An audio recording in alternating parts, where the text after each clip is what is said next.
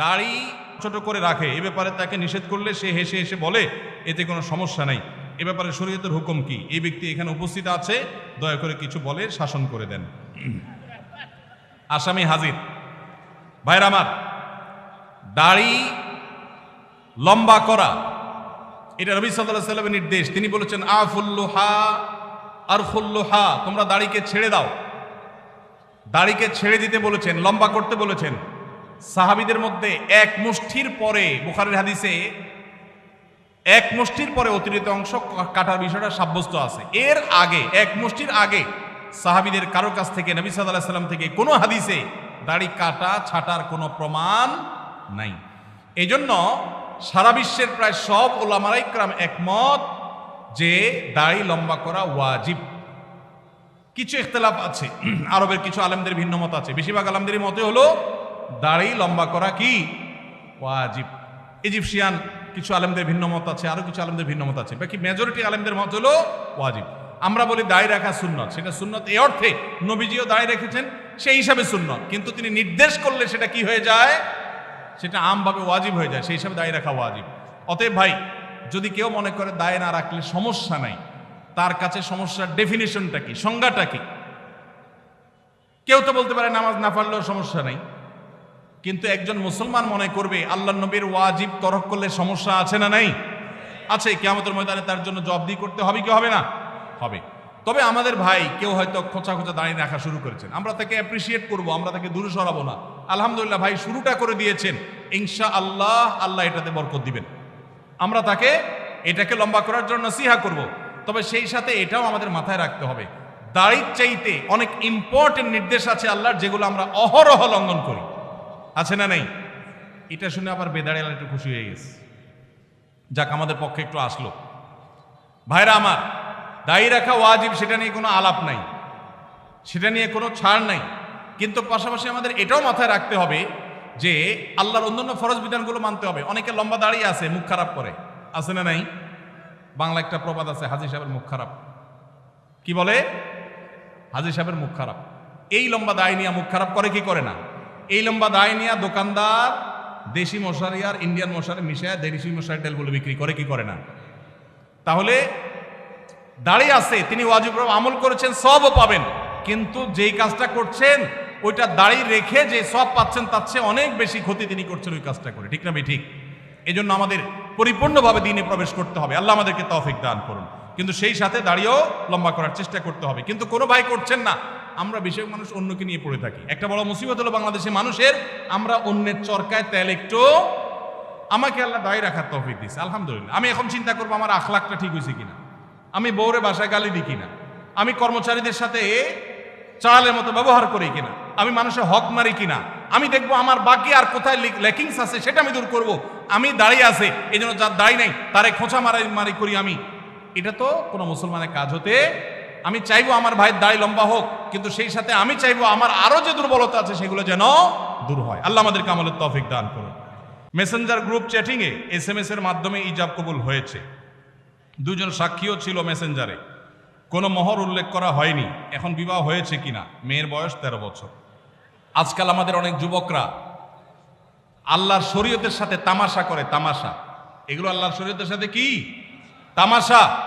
দিন কোনো ফাইজলামির নাম না ভাইরা আমার, সিরিয়াস ইস্যু।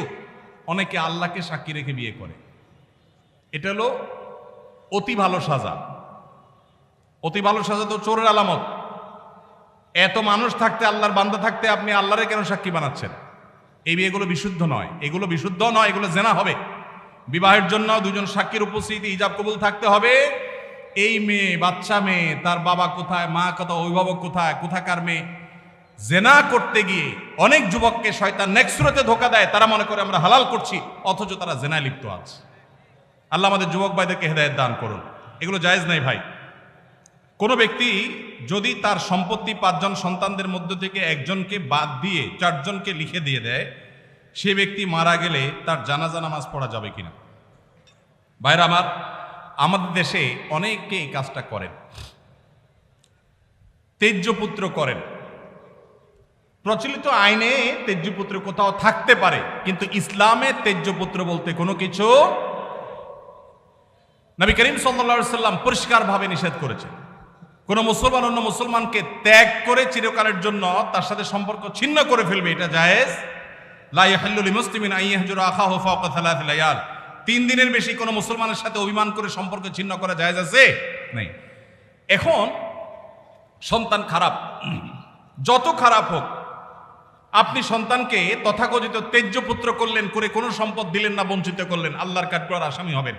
আপনার ঘরে জন্মগ্রহণ করেছে, অতএব আল্লাহর কোরআনের মিরাসের আয়াতের নির্দেশের আলোকে এটা তার প্রাপ্য হক হয়ে গেছে। হ্যাঁ, সে যদি মুরতাদ হয়ে যায়, ইসলাম থেকে খারিজ হয়ে যায়, তাহলে সেটা মানে আমিনাল ইরফ, বা সে পরিত্যক্ত সম্পদ থেকে বঞ্চিত হবে। কিন্তু মুসলমান আছে, আপনার কথা শুনে না, আপনার খায় খেদমত করে নাই, আপনি সে অজুহাতে তাকে কিছু দিলেন না, বাকি সন্তানদেরকে দিয়ে দিলেন, আল্লাহর কাঠগড়ায় আসামি হতে হবে, জায়েজ হবে না। এখন এইটা যদি কোনো লোক করে, জীবদ্দশা দিতে চায়, তাহলে সমান হারে দিতে হবে। এক সাহাবী নবীজিকে এসে বলছেন, ইয়া রাসূলুল্লাহ, আমার সন্তানকে অমুক ছেলেকে আমি এটা দিয়েছি। নবী সাল্লাল্লাহু আলাইহি ওয়াসাল্লাম বলেছেন, বাকি সবাইকে দিয়েছো? বলেন না, দেই নাই।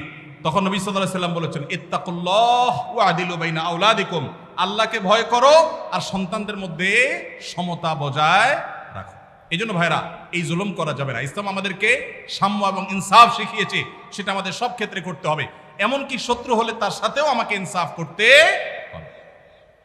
আমাদের কষ্ট হয়, আমার সাথে কারো শত্রুতা আছে, সে আমার সাথে শত্রুতা করে, কিন্তু তার বেলায় কোনো সাক্ষ্য দেওয়ার প্রশ্ন আসলে আমি সত্য সাক্ষ্য দিলে তার পক্ষে যায়, আমাদের দিতে মন চায় না। কিন্তু এই দেওয়াটাই হলো ইমানের দাবি। আল্লাহ বলেছেন, ওয়ালা ইয়াজরিমান্নাকুম শানাআনু কওমিন আলা আল্লা তা'দিলু ই'দিলু হুয়া আকরাবু লিত-তাকওয়া, কারোর সাথে শত্রুতা আছে দেখে আপনি ইনসাফ করবেন না, এটা জায়েজ আছে? এজন্য বাবাজিরা সাবধান, সন্তান সন্ততিদের মধ্যে কোনো প্রকার হেরফের করবেন না, এটা জায়েজ নাই। সেই সন্তান যদি খারাপ হয়, সে আল্লাহর কাছে দায়ী হবে, ভিন্ন কথা। তো আপনি তাকে সম্পদ থেকে বঞ্চিত করতে, হ্যাঁ, যেটা আপনি করতে পারেন, একটা সন্তান নেককার, মাদ্রাসায় পড়ে, দিনদার, ওকে একটু সম্পদ বাড়াই দিলেন তার দিনদারিতার কারণে, সেটা জায়েজ আছে। কিন্তু একজনকে টোটাল বঞ্চিত করলেন, আরেকজনের নামে সব লিখে দিলেন, এটা কিন্তু জায়েজ হবে। এখন কোন মুরব্বী যদি এই কাজ করেন, তিনি মারা গেলে তার জানাজা পড়া যাবে না, এমন কোনো কথা নেই। তার জানাজা পড়বেন, কিন্তু তিনি আল্লাহর কাছে দায়ী থাকবেন। সন্তানদের কর্তব্য হলো, বাবা যাকে বঞ্চিত করছে আমাদের ভাগ থেকে তাকে দিয়ে আমরা ব্যালেন্স করে ফেলবো, তাহলে আশা করা যায় আল্লাহ তাআলা বাবাকে হয়তো মাফ করবেন। আস-সুন্নাহ ফাউন্ডেশন, উম্মার স্বার্থে সুন্নাহর সাথে।